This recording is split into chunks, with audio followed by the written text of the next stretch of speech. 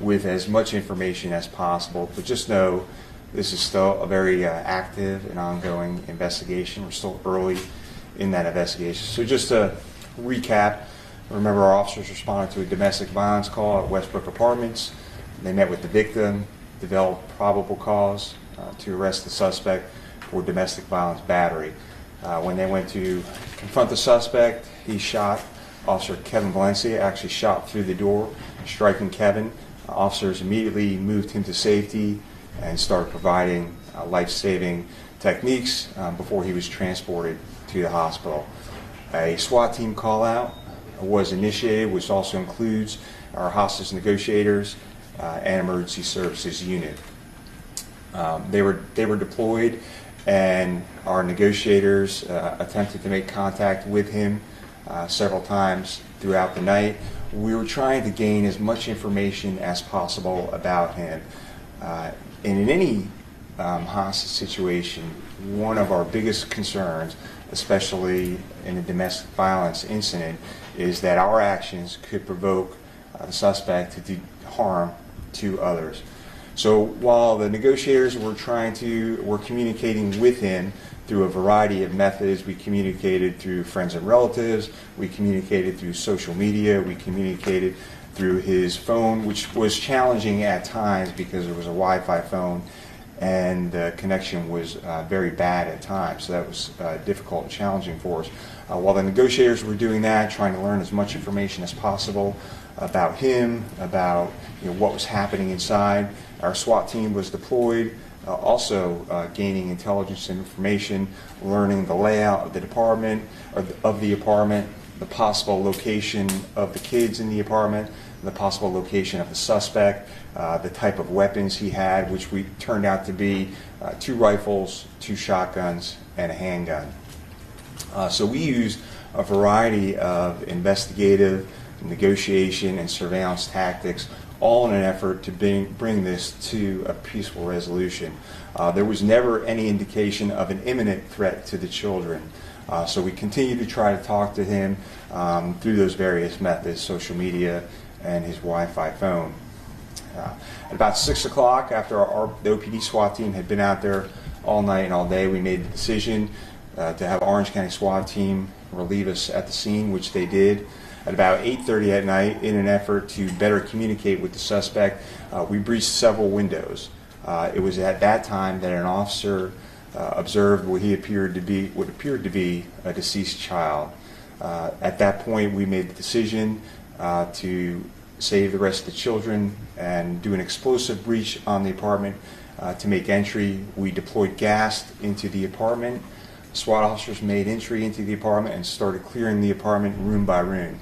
They found 2 of the children deceased in one of the bedrooms together, and they found the other 2 children in another bedroom deceased, all from apparent gunshot wounds. The suspect was found alone in the closet with a self-inflicted gunshot wound and with a gun. Officer Kevin Valencia remains in critical condition. We want to thank the community for their thoughts and prayers. We also want to thank the doctors, nurses, and surgeons for the extraordinary care that they have provided Kevin and to continue to provide to him. Again, so I'm going to take some questions and hopefully give you some answers, but remember, we're still early on in the investigation. There's still lots to be done. Was Lindsey threatening these children at all during the calls that you guys had with him? Was he indicating that he was going to hurt these children if things didn't happen or anything like that? Absolutely not. There was never any indication. He never made any threats to the children. So, in these types of situations, that's our biggest concern. And we've had these situations before, and you've seen them across the country too, where they can come to a peaceful resolution. We never want to do something that's going to provoke the suspect into committing harm to the children, to the hostages. Is Officer Valencia able to communicate at all? No, he's not been able to communicate. We're just continuing to ask for your thoughts and prayers. I think the next several days will be very telling on his condition. Is there any idea when the children died? What time? No, so that's one of the things I was going to mention. The medical examiner's office will determine that, and we don't have a time of death for the children yet. Were the children a factor in the domestic violence situation? Is that part of the reason there was a call placed? Was there a threat against them in that initial call? Not that I'm aware of. So the initial call was that, and what she had said to us was that she was punched and grabbed by him, and that's when we developed domestic violence charges You against said him. 2 of the children are his. Are the other 2 hers? Correct. Yes. Girlfriend. And how is she today? I don't know that information yet. In any of the negotiations on the phone, were the children heard? Was there any indication? Could they have been killed in the initial? Yeah, we just don't know when the children were killed. I will tell you that we did a number of things in an effort to find out what was going on inside the apartment, and we never did specifically hear the children. Who were the guns registered to? It's my understanding that those guns were passed on to him from his deceased father. Do you know which guns were used to commit the murders? Or? Yeah, it's still early on in the investigation, so all that'll be determined through the ballistic tests and the evidence testing. Was SWAT able to use tear gas and flashbangs during the majority of the standoff? I mean, you said they did at the end when they breached the windows and so forth. Was there ever a time during the majority of it that they could actually use those techniques to try to get? So those techniques, the explosive breach and the gas, those were used at the end, and that's sort of the actions I'm talking about. That's why those actions weren't used early on, because we didn't want to provoke him into doing something. Remember, we weren't sure of the condition of the children.